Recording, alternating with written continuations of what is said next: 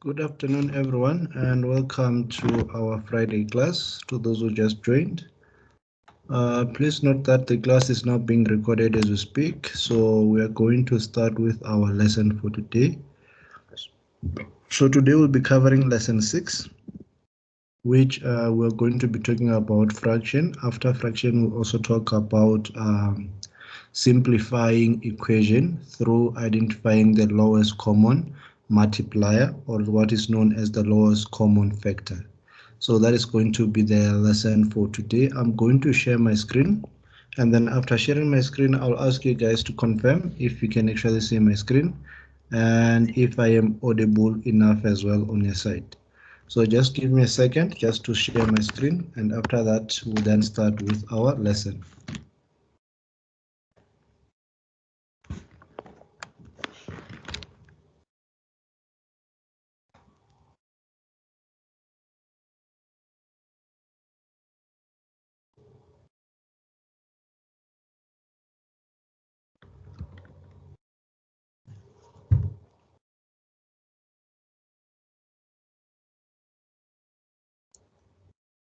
All right, I've just currently shared my screen. Please just confirm if you can actually see my screen.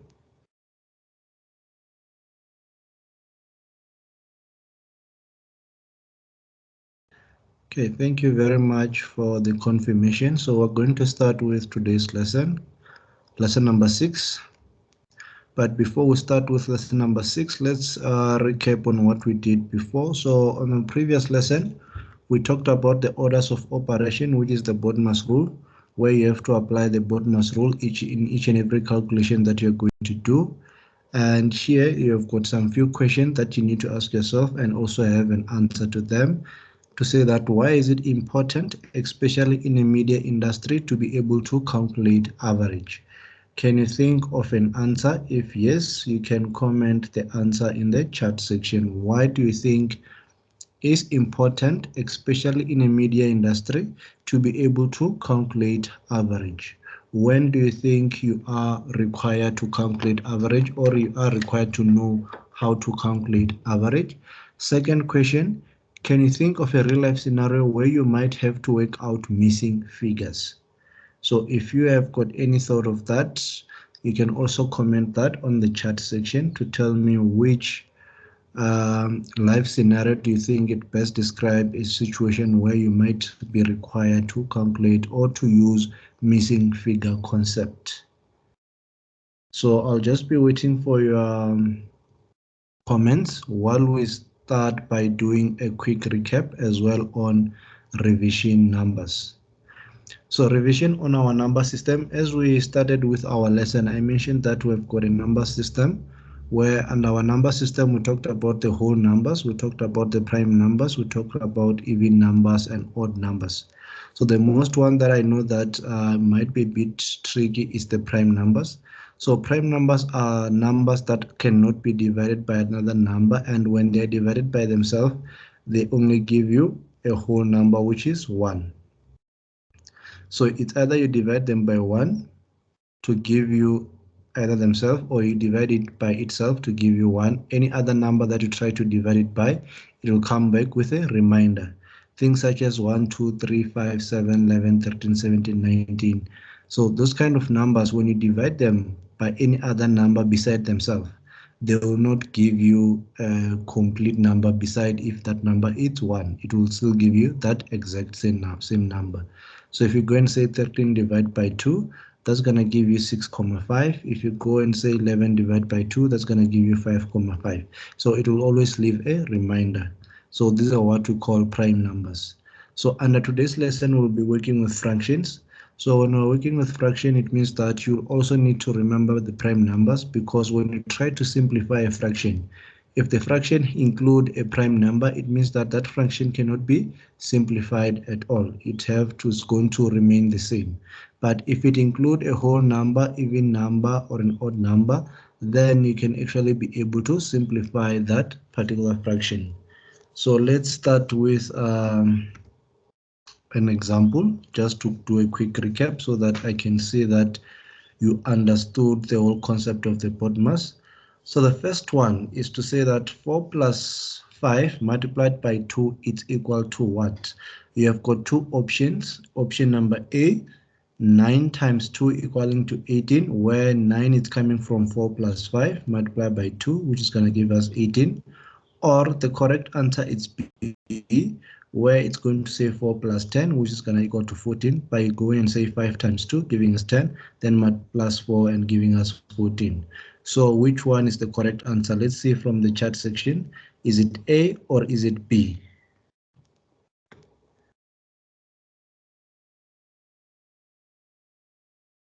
Is it A or B?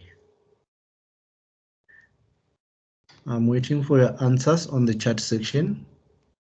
Is it A or is it B? Following the BODMAS rule, what is the correct answer? 18, which is A, or 14, which is B? We've got the first respondent, Numdeni, which is saying that the correct answer is B. And what about the rest of you guys? What do you think the correct answer is? Fumo is saying A, Manda is saying B,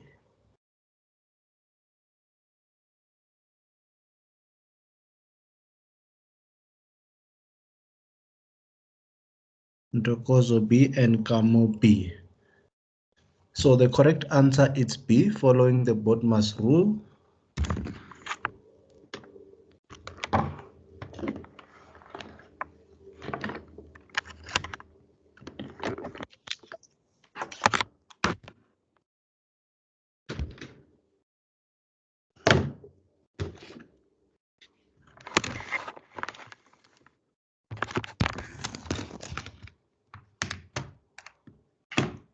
So following the BODMAS rule, you know that we're going to start with the brackets. From the brackets, we're going to move to the orders. From orders, we're going to move to division. From division, multiplication.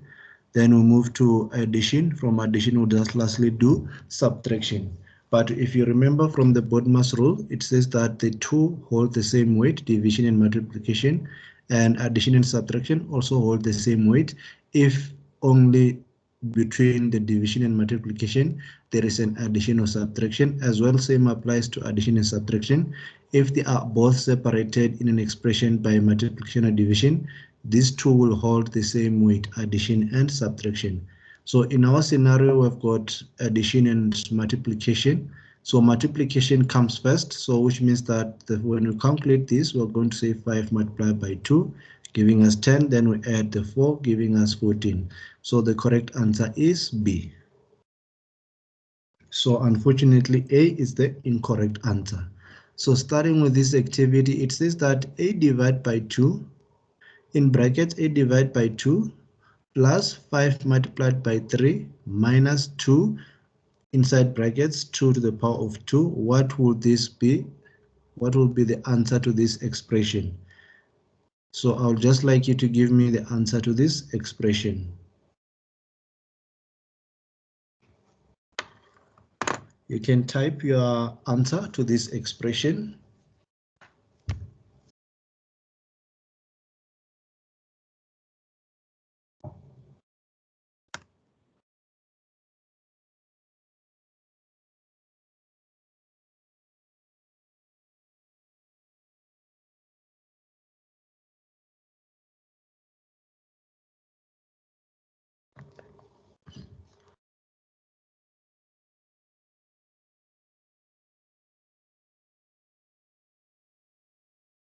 Anyone would like to attempt? I'm waiting on the chat section to see if there is anyone who would like to attempt, or if you want to use the chat, the audio. Just raise your hand and then I'll be able to give you the mic and you'll tell us how we solved this expression.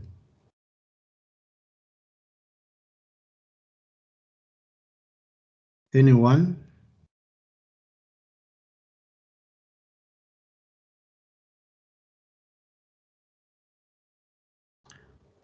So Ntokozo says that the correct answer, or the answer to this expression, is 11. And Nomden says 11, Amu says 11. So from all of those who have managed to say that it is 11, can one of you just raise your hand and explain to us how did you manage to get to 11?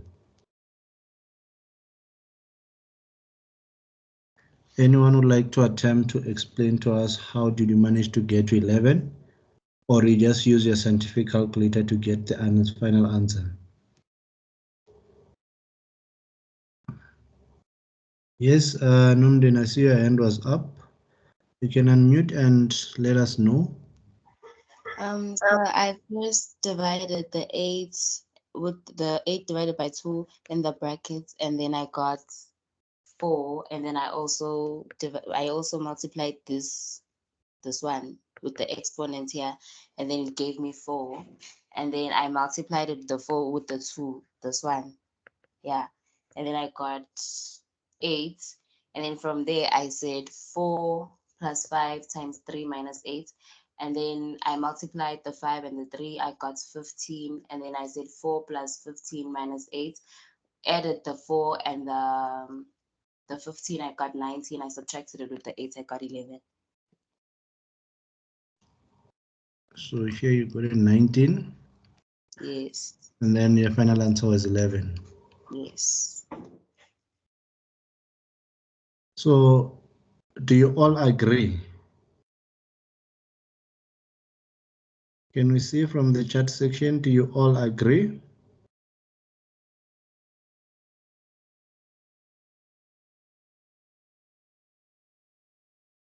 This is how she did the calculation. Do you all agree?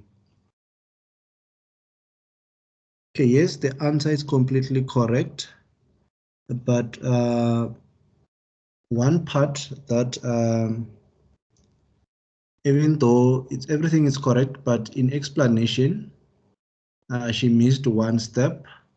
So you're dealing with an equation where or expression where you have got brackets. So we start with the brackets. The following thing are orders. So once you go and say we've got a bracket, you look, we've got two brackets.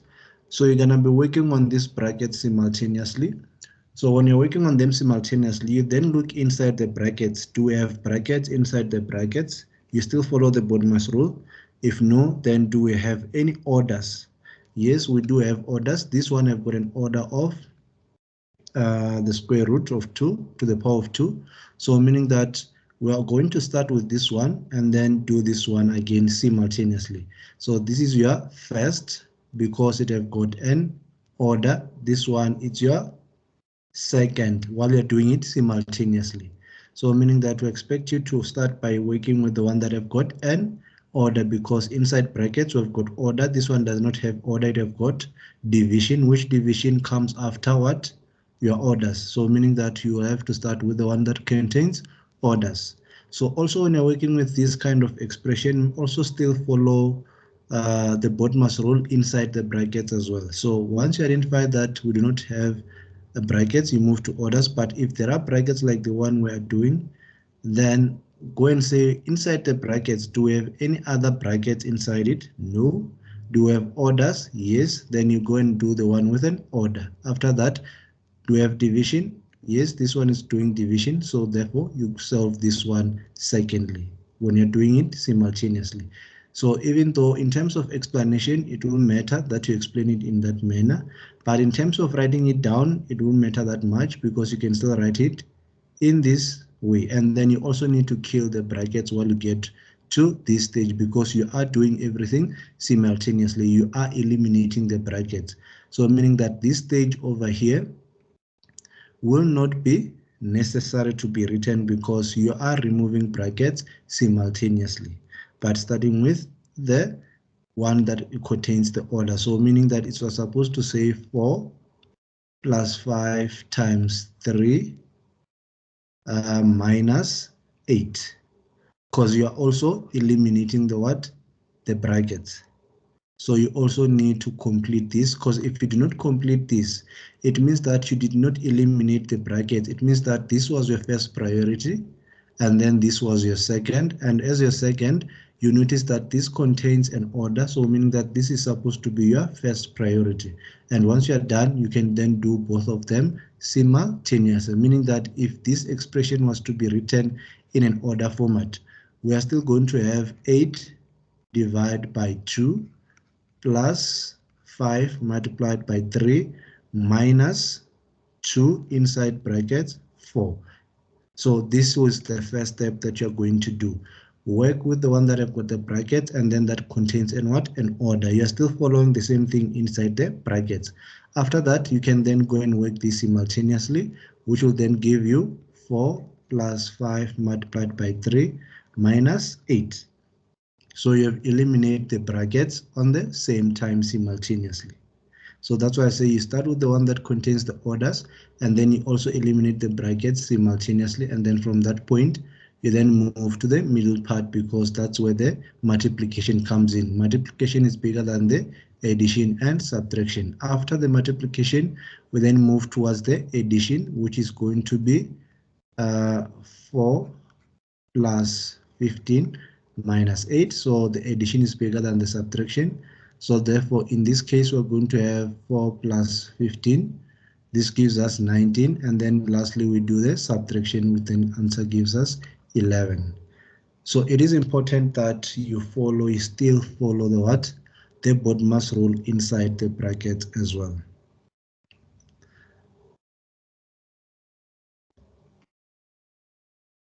And then coming to this last one. So this one, I'm just going to explain the theory. So here on this one, you will notice that we've got 2 multiplied by minus 5 plus 16 divided by 8. All of this is divided by minus 12 times minus 2 minus 26. So when you calculate this one, so when you go and calculate on this one, you are going to start first by doing these two simultaneously. You're gonna do division and multiplication simultaneously, because of what? Between the two expression of 2 multiplied by minus 5 and 16 divided by 8, there is an operation sign, which is a addition sign. And therefore, if you remember, the two hold the same weights if there is an additional operation in between their expression. So this means that the two, you are going to calculate them simultaneously. So meaning that on this expression over here,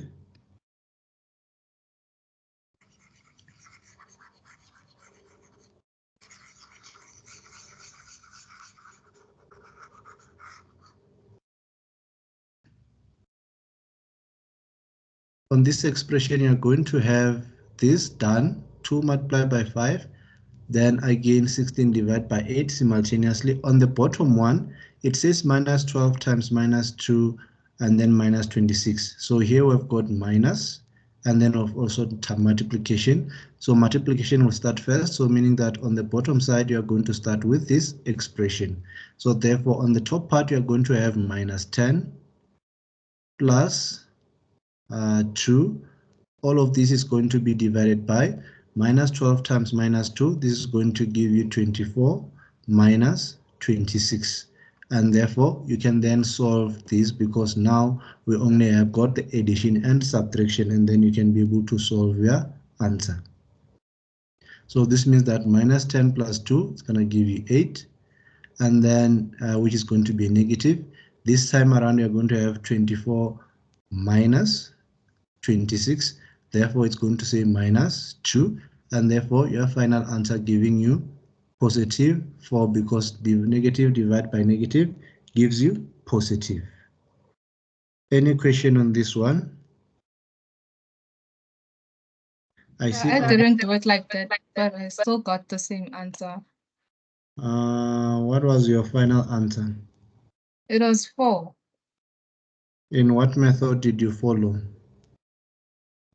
I see you said 10 plus 2. Me, I said I see where I made a mistake. Never mind. But I still got the same answer. I said 16 divided by 8. I wrote 8, but I still got 4. Ish, I see now I'm wrong. Ish. All right. Any other question? So this is the importance of the BODMAS rule. So you still need to apply this in whether you are dealing with fraction or whether you are dealing with expression, formulas, or equation. The BODMAS rule is the heart of mathematics as well as finance. So we still follow the same principle. It doesn't matter the changes of the scenario, but the same mathematics still get to be applied. Even from those who are doing scientific calculation, they still have to follow the BODMAS rule. Brackets first, order second, division, multiplication, addition, and subtraction. So I just hope this does not get, you don't have to forget this, because it's something that you have to live with if you're going to be working with numbers in the future. So under today's lesson, we're going to be dealing with fractions and simplifying fractions and doing basic calculation with fraction and identifying equivalent fraction. So identifying equivalent fraction is the same as simplifying fraction. So here I've included a link to our different recordings that are explaining the concept that have been listed here: fraction, simplifying fraction, and all of those. So today's lesson is on page 74 to 83. So by the end of the lesson, you need to be able to appreciate the application of relevance of fraction in everyday situation and transaction. See this mathematical construct as a useful tool, not just as an object you must use to pass the model. Understand the purpose of fraction. Know how to simplify fraction using the lowest common multiplier or denominator or factor.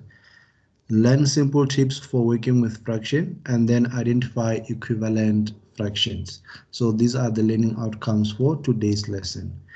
So on this page is just showing the importance of how fractions are and that we have to deal with them on a daily basis. Normally, if you are running a business and you have got partnership, you're always going to share the profit. So fractions have to be there as well. When you're eating a pizza, pizza is made up of slices.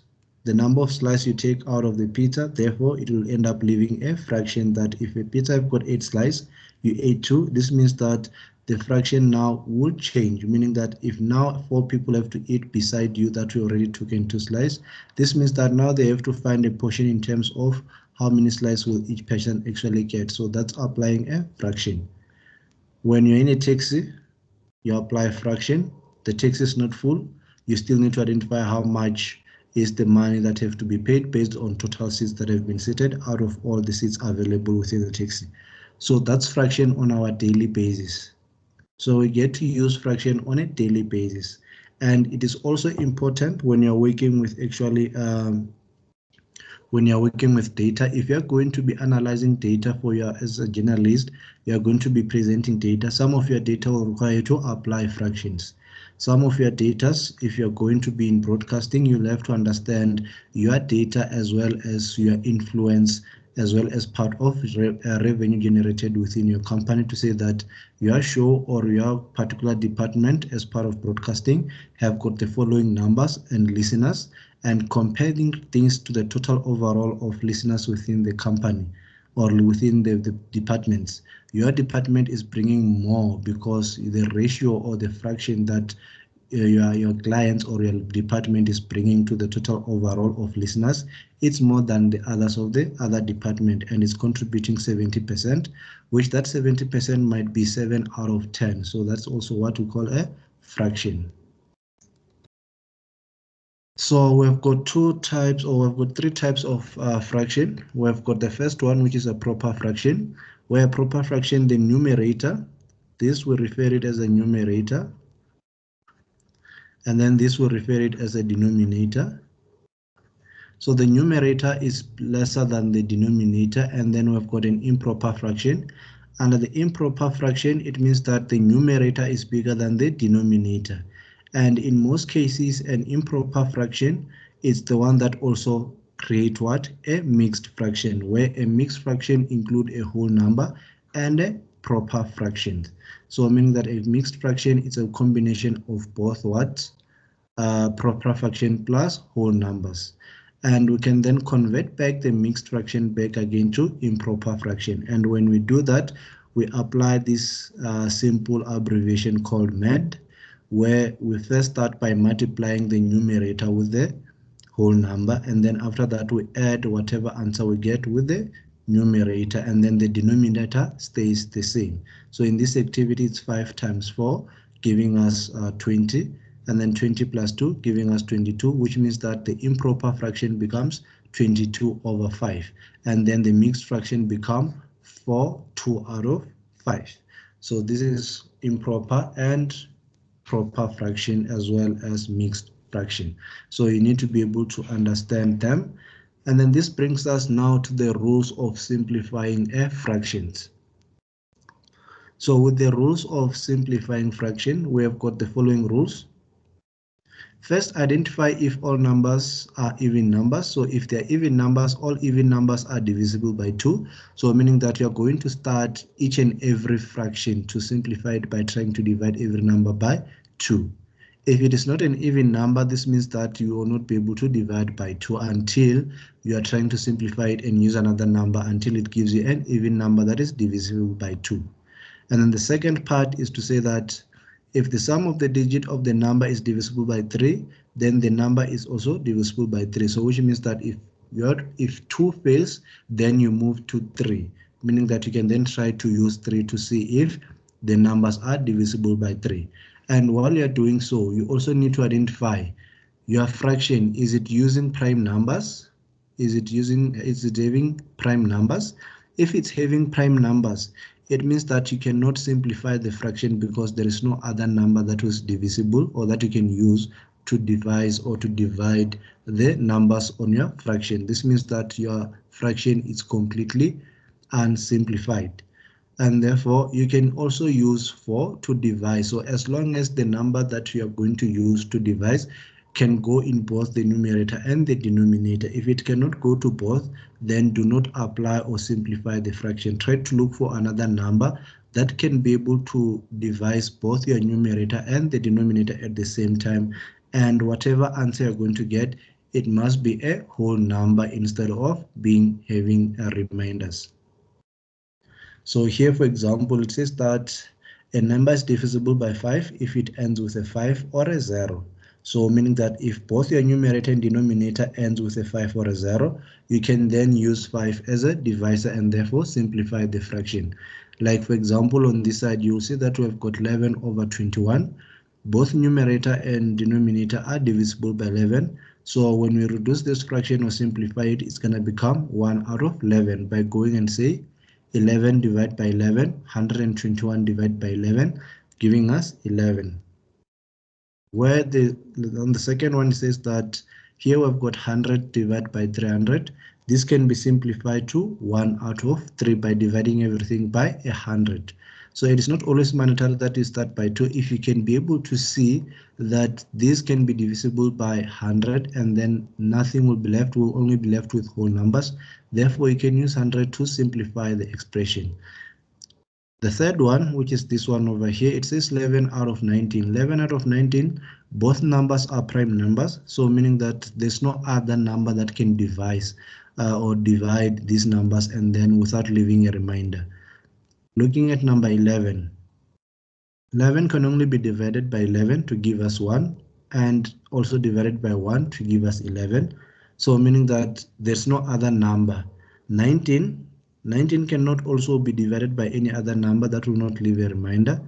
And then on top of that, with 19, you can only divide it by 19 to give you 1. So meaning that both of these, we do not have any factor that we can use to simplify this fraction. So therefore, this fraction is completely simplified as it is. So there's no other way of simplifying it because it's having both prime numbers at the numerator as well as the denominator. And then on the last one, we've got 5 out of 130. So looking at 130 end with a 0, so which means that it's divisible by 5. So therefore, we can divide everything by 5 and therefore get a simplified fraction by saying 5 divided by 5 giving us 1, and then 130 divided by 5 giving us 26. And that's how we get to simplify fractions. So any question on this part?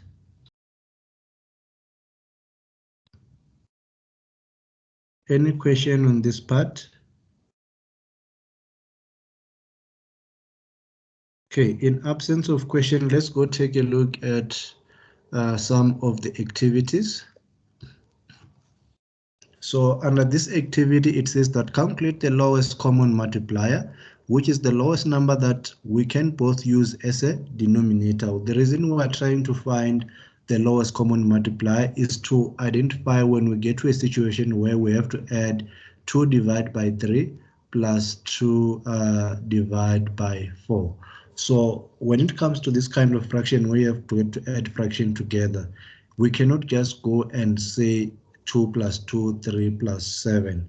So the rule is that we need to find a common base where both of these can be used to be able to simplify the equation, and we are able to add the numerators as we move forward. So this means that we are going to need what we call an LCM, which is the lowest common denominator, or either what? Lowest common multiplier. So they either call it LCD, which is the lowest common denominator, or LCM, lowest common multiplier, or LCF, lowest common factor, which is the same number that we're going to use to substitute for 3 and 4. So to do so, we've got the first method that you can apply. So the first method says we have to find the prime numbers that can make up a given number. So as you remember, prime numbers are those numbers that can only be divided by themselves to give you 1, and also you can only divide them by 1 to give them the same number. So looking at 8, so when it comes to 8, we are going to start by using 2 to simplify 8. So 8 divided by 2 will give us 4. 4 is still divisible by 2, so we're going to go and say again divide by 2. It's going to give us 2. And then 2 is still divisible by 2, therefore it's going to give us 1. This means that the lowest common factors for 8 are 2 multiplied by 2 multiplied by 2. Looking at this example that we're using here to identify the lowest common factor. And for 12, we're going to say 12 divided by 6 is going to give us 6. And on 6, 2 can still be used, so therefore we'll continue using 2 again. So while you're doing that, you need to write 2 on this other side to say that the first lowest common factor is 2 multiplied again by 2. And then once you get to reach this point, it's going to give us a final answer being 3.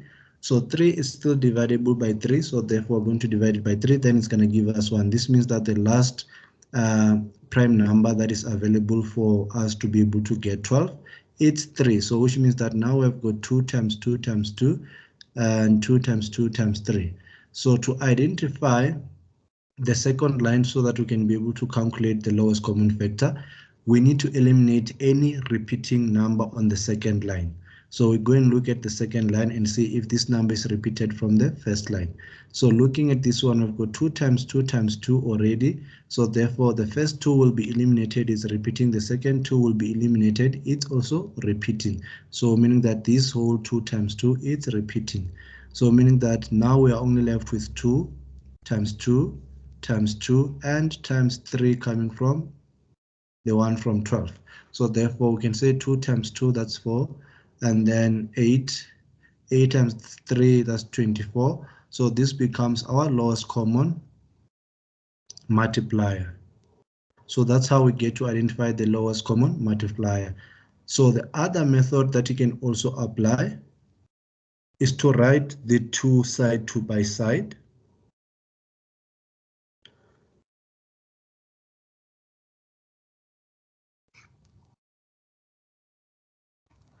So you're gonna write 8 and 12 side to side. So the first thing that you're going to say, you're going to be multiplying 8 by 8. Sorry, you're going to say 8 times 2 times 2 times 2 until you get the same numbers on this side. This time around this side on 12, you're going to say 12 times 2 times 2 times 2 until you get the exact same amount. That amount that will then start to repeat, which is the exact, that becomes your lowest common factor. For example, this side we're going to say 8 plus 8, that's going to give us 16. And then another 8, 24. Another 8 is going to give us 32. Another 8 is going to give us 40. Another 8, 48. This time around, we're saying 12 times 2. It's going to give us 24, and then it's going to give us 36.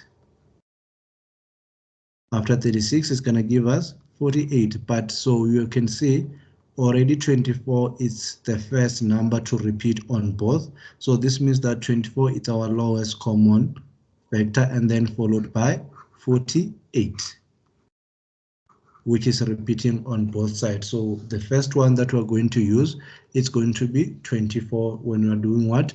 When we're simplifying our fraction. So this becomes the lowest common multiplier between what? 8 and 12. So if we had a fraction that says 1 over 8 plus 1 over 12, we're going to then say the lowest common factor is 24. So meaning that our denominator this time around becomes 24. And then we're going to say how many times does 8 goes into 24. Then it says that it goes there 3 times. Then once it goes 3 times, we're going to say 3 multiplied by 1. So that's going to be 3. And then we're going to go and say how many times does 12 goes into 24? 2 times. Then we're going to go and say 2 multiplied by 1. That's going to give us 2. And then we're going to say put our sign here, which is the positive sign. So therefore, our final answer will actually be 5 over 24. And then we can ask ourselves this question again: can we be able to simplify 5 times 5 and 24? Looking at this previous activity that we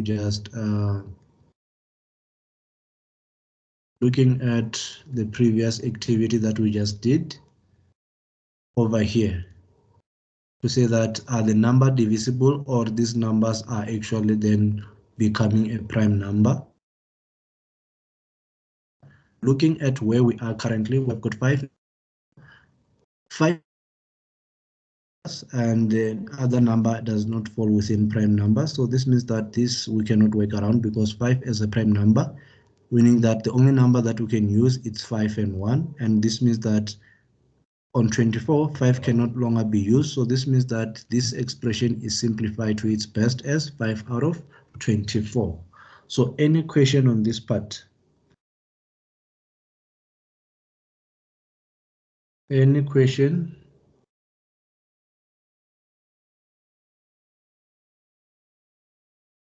Okay, in absence of questions, I'll just check if there is any hand. So no hand. So in absence of question, I'm gonna try us to do the second example, and then after the second example, I'll ask you guys to perform some few activities that we'll be having on this coming slide. So here on this one, it says that let's find the LCM for 15, 12, and 6. So we're gonna start with 15. 15, the lowest common number we can think of to divide is 2. We start at 2.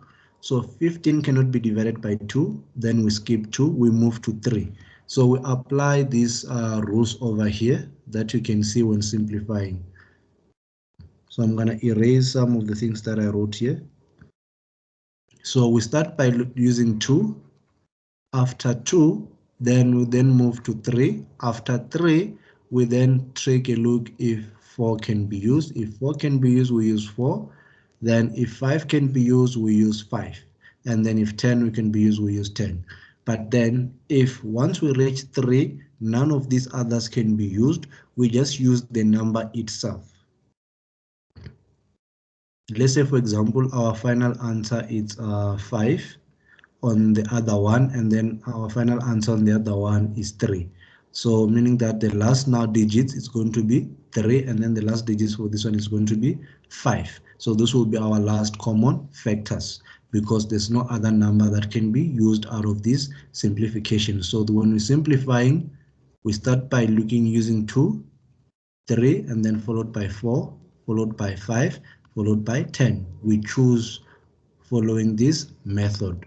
These are our lowest common factors that can be used to identify the numbers that are repeating while we're trying to identify the lowest common factor in our scenario.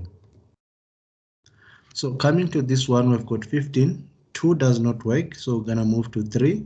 15 divided by 3, it will give us a whole number that is gonna be 5, and without leaving a reminder, so we can put 3 down and then say multiply by. And then when it comes to 5, it's a prime number. It can only be divided by 5. So we're going to go and say 5 divided by 5, giving us 1. So our second lowest common number is 5.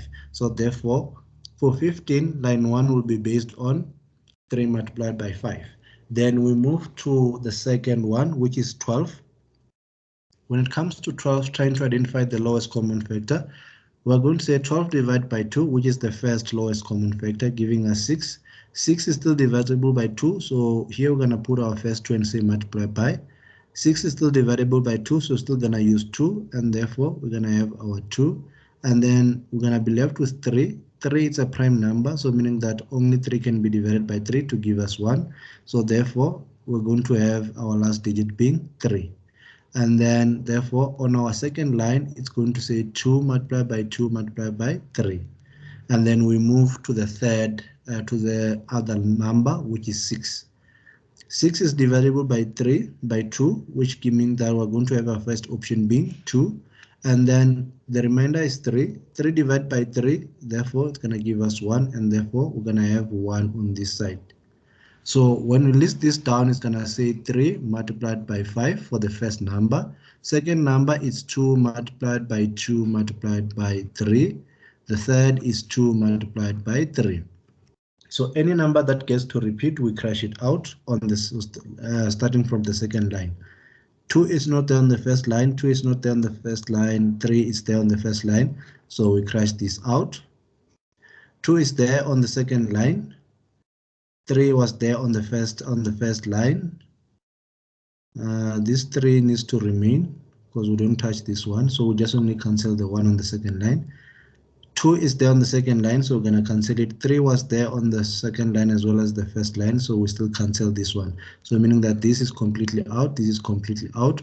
So we're left with 3 times 5 times 2 times 2, and therefore 3 times 5, 15, times 2, 30, times 2, 60. So 60 become our LCM. So this is the first method, like I did mention, and I also mentioned the other method where I said you put them aside. We've got 15, we've got 12, and we've got 6. We do note that once you have got numbers like this, the lowest common factor will not be lesser than any of those numbers, will always be greater than these numbers that are here. So we're going to say 15 multiplied by 2, 30, multiplied by 2, and 15 plus again, we add another 15 on this one. So it's going to say what? 45. We add another 15. It's going to be what? 60, 75. I think I made a mistake somewhere here. So this is going not to be, it's going not to be 60.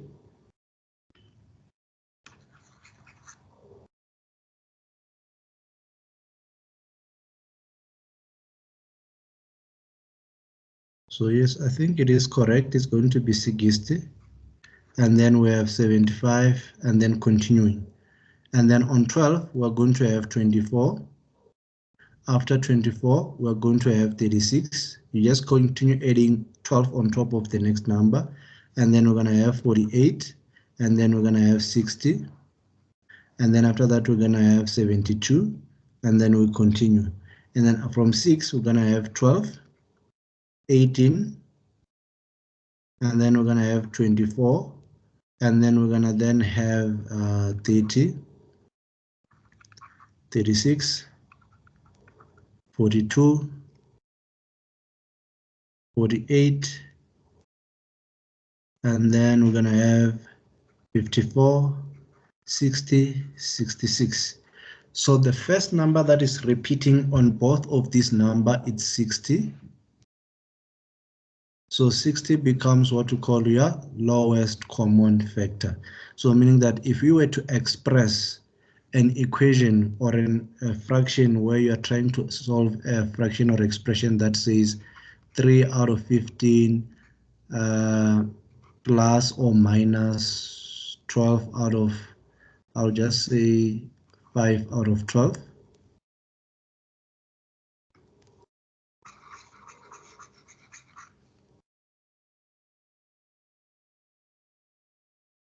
So I'll just say plus 5 out of 12 minus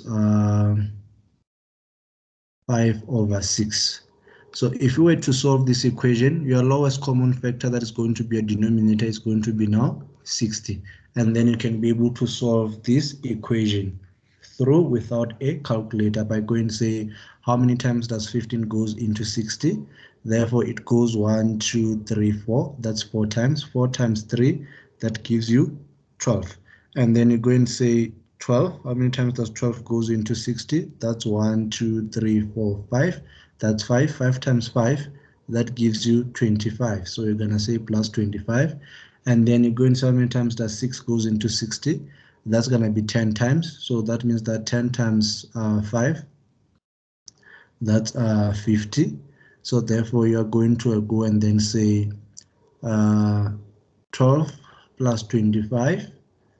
This is going to give you 37. 37 minus 50 out of 60. And then you're going to have 13 over 60. So that is going to be your final answer. 13 is a prime number. No other number that can divide it except 13 will give you, any number that you use beside 13 will give you a whole number plus a remainder. So we don't need that. So this means that the simplification for this equation stays the same.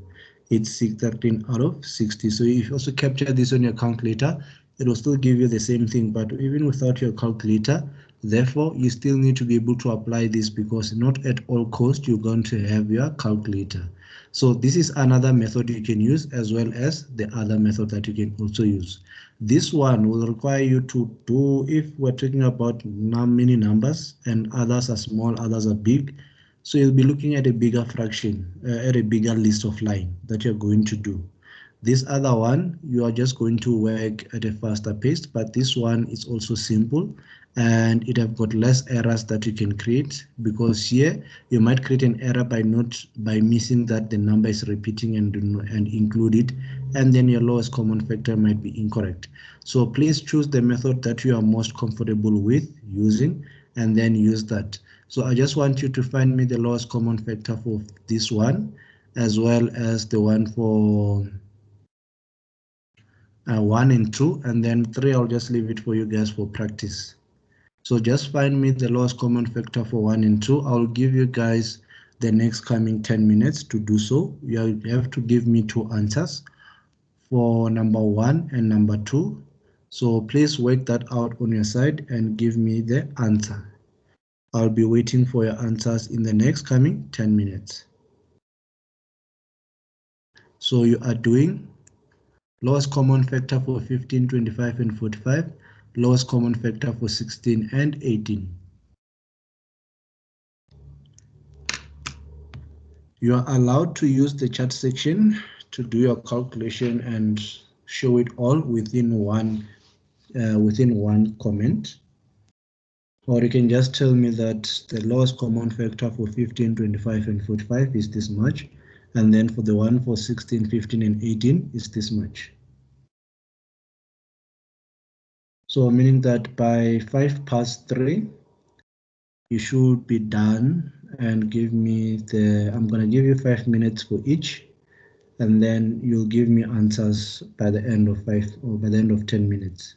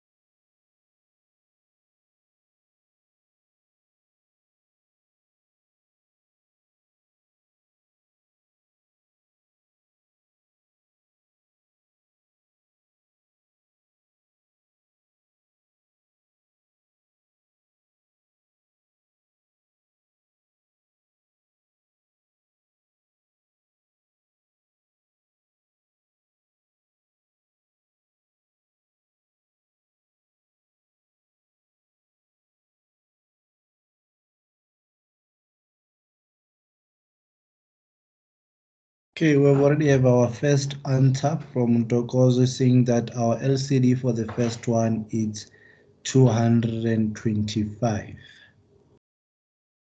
So I'll be waiting for the second one from Ntokozo and the first one from you guys as well.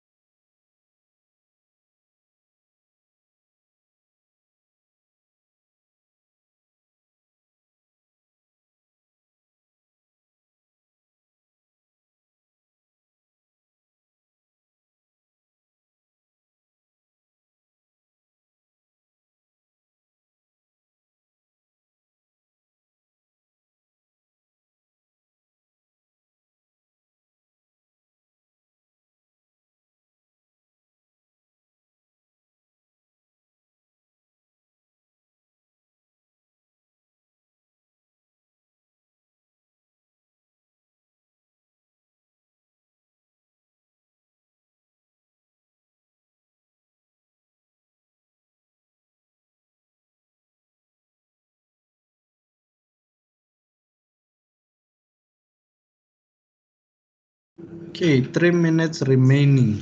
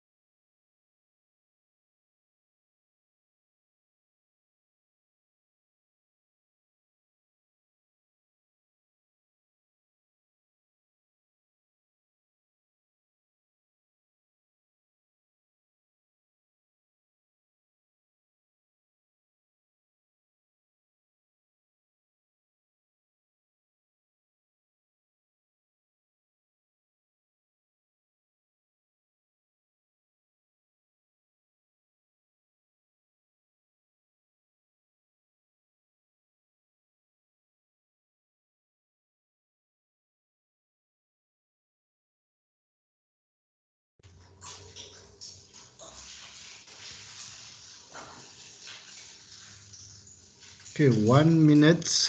I hope you are done. I'm just waiting for answers on the chat section.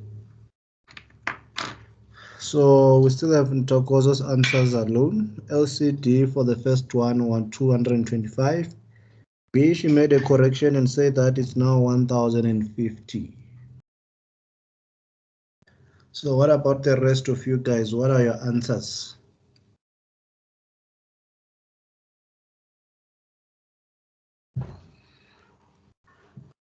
Okay, the time is up, so let's try and do the first one. You'll just let me know what is your answer for the first one if it's the same as mine. So I'm going to be applying this method because the numbers are very long or they are big amounts. So LCDC for the other one is 225 LCD, then for the other one is 90, and the other one it's Amo and Vicky are having the same answers. So let's see if we're going to get the same correct answers. Number one, we're saying 15. We're starting with 15. So with the one for 15, we're going to say 15 divided by 3. So 2 cannot divide 15, so we start at 3.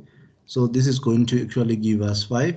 So actually for 3, we already have got the answers for that, which are actually here, which is 3 and 5. So there was no need for making the one for 3 as well as the one for 6. For 15 and 6, the answers are already here, so we just have to copy them down, but it's fine, we'll do them. So it's going to give us 5, and then again, we're going to say 5. Can 5 be divided by 2? No. Can it be divided by 3? No. It's a prime number, so meaning that only itself, it can only be divided by itself to give us 1. So we only divide by 3 and also divide by 5. So meaning that our lowest common factor is 3 multiplied by 5. And then for 25, we then move to the one for 25 and say that can 2 divide 25? No. So we move to 3. Can 3 divide 25? The answer is no, it cannot. Therefore, we move to 4. 4 is a no. We move to 5. Yes, 5 can divide 25. And this will give us actually 5. And therefore, we'll be left with 5. 5 divided by 5, giving us 1. So the lowest common for this one is 5 multiplied by 5. And then we're gonna move to the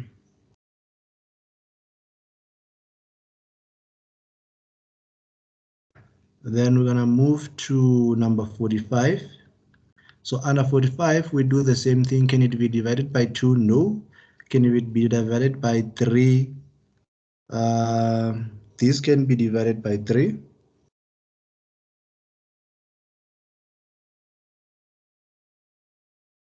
So since it can be divided by 3, we're going to say divide by 3. This is gonna give us 15. So meaning that we already have got 3 times. 15 divided by 3 again, it can still be divided by 3 to give us 5. So we've got 3 as well again, multiplied by 5 divided by 5 is going to give us 5. So this means that we are only left, and then if we say 5 divided by 5, that's going to give us 1. So do you all agree on this?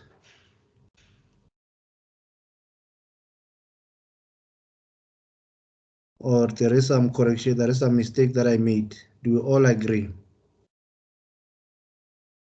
45 can be divided by 3, so giving us 15, which means our first multiplication is 3, and then we get 15. 15 can be divided by 3, therefore I will then put another 3, then we're left with 5. 5 can only be divided by 5. So if we to write these in terms of the lines, the first line is made out of 3 multiplied by 5. Second line, 5 multiplied by 5. Third line,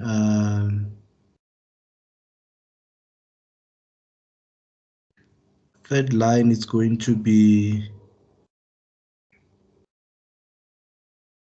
I'm trying to check the third line, 3 multiplied by 3 multiplied by 5. So we are here on the third line.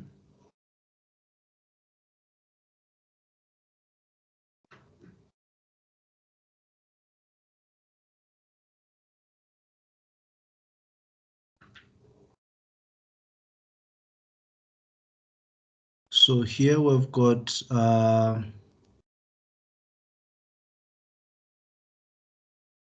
3 multiplied by 5, 5 multiplied by 5. I just want to quickly confirm this.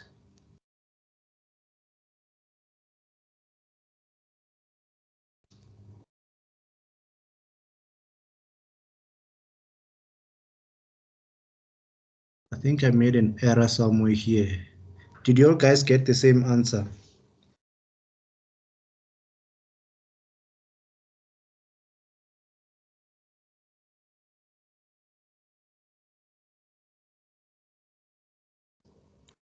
Let's just quickly confirm that. So 6, the first one. Okay, this correction is for a different one.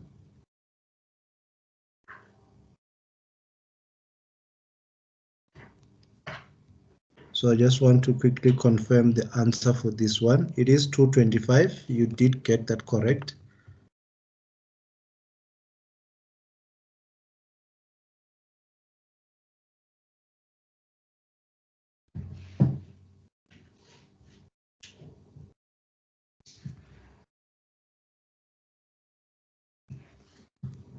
So on this one, we've got 3 times 5, 5 times 5. 5 times 5 is not repeating. 3 times 3, we don't have that. 3 times 5, it's repeating. So this is out. So we're left with 3 times 5 times 5 times 5 times 3. So this will give us 225. So another method is to go and change the way you calculate this one. And say 45 divided by 5. This will give you 9. And then you'll say 9 divided by 9. This will give you 1. And therefore you have got 9 times 1. So this means that you can then go and try and say that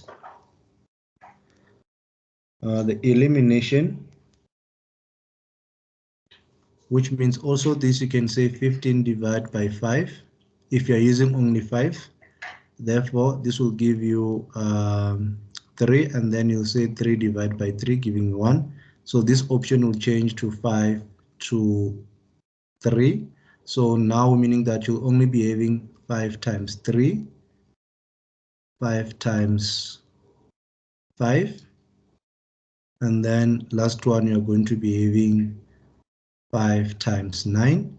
So meaning that we are going to eliminate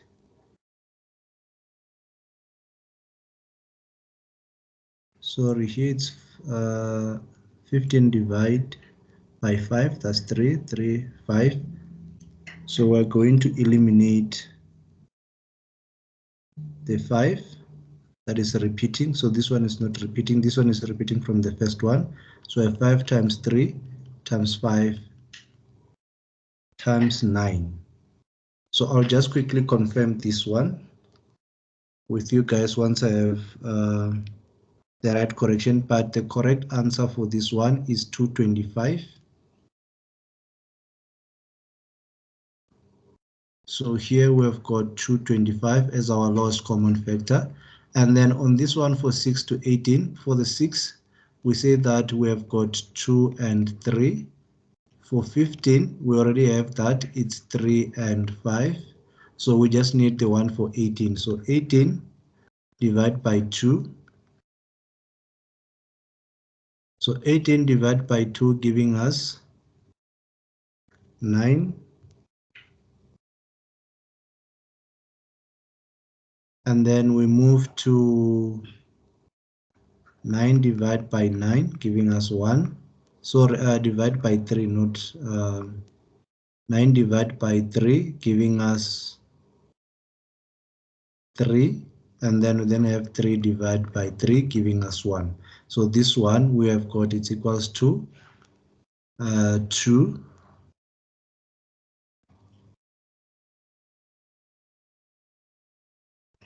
So here we've got 2, we've got 3, and then again we've got 3. So this one, it's completely out. So you have got 2 times 3 times 3 times 5. So I think the 3 as well here, it's out. So let's see which 3 it's not out. So we've got, let me just try to do,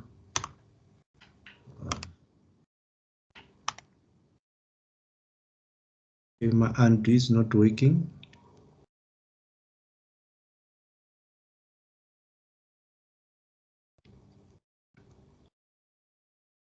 So I've got 3 here, 2 times 3, 3 times 5, and 2 times 3 times 3. So this whole one, it's gonna be out. Here 3 times 5 is not repeating, 2 times 3 is repeating, and then multiply by 3, it's also repeating from the first one. So we only have 2 times 3 times 3 times 5, which is a different one. So these are the only info we have. So therefore your lowest common factor becomes 90. So here your lowest common factor becomes 90. So both numbers can go and divide 90. And therefore your lowest common factor that will start to repeat on both these equations becomes 90.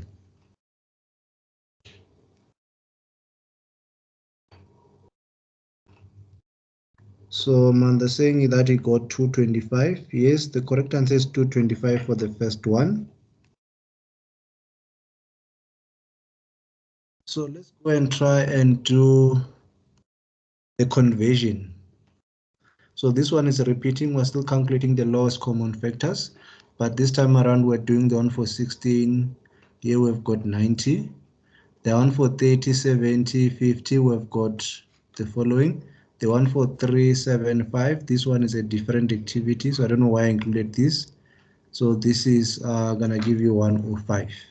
But that other one is gonna give you 225, the first one that we did that side. So this is supposed to be the solution. So I included the one that is incorrect. This one is not there on our activity. So it wasn't supposed to be included. It was supposed to be giving the ones for 15, 25, and 45. So this is the incorrect calculations or incorrect activity. So the second part is to convert the following mixed fraction into a proper fraction.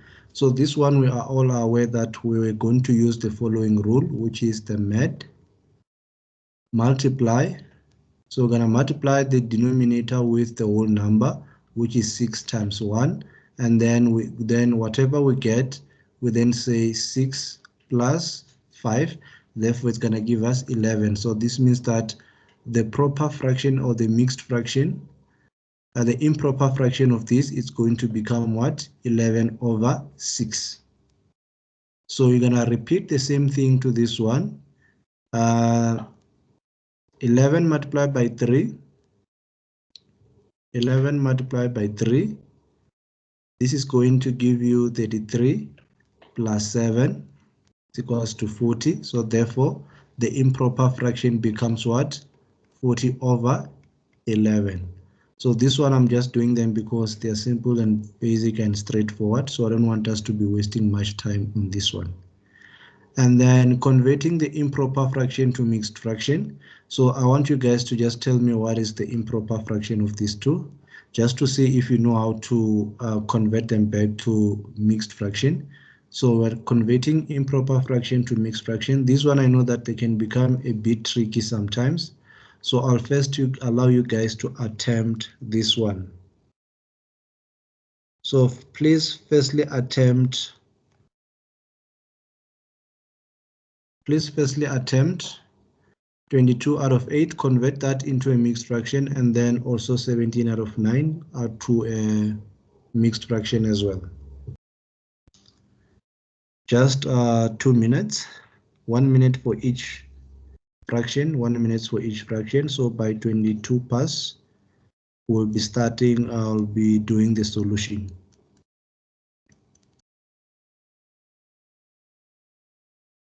So here, this is where you get to remember your mental arithmetic table. This will assist you to solve this kind of situation where you've got improper fraction and trying to simplify them to a mixed fraction.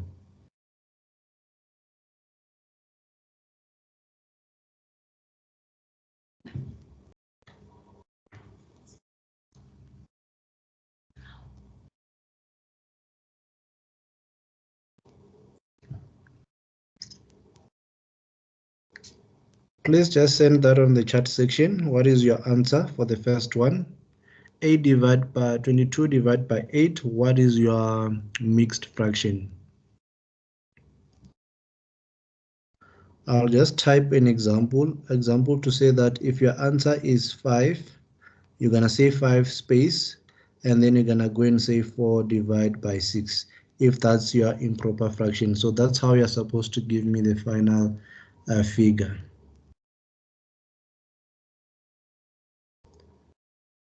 To say that this is the mixed fraction that we're going to get from 22 divided by 8.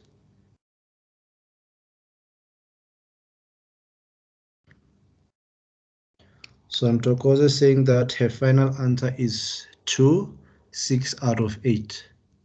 2 whole number, 6 out of 8, that's a final answer. Then what about for number 4? 17 divided by 9.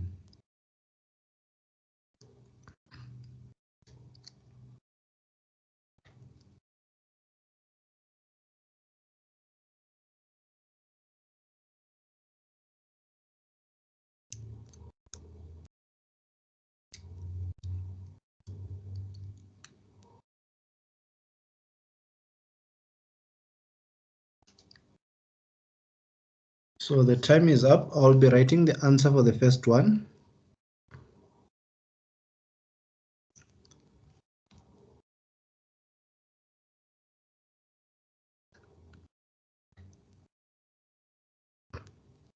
So on this one, we follow the mental arithmetic table.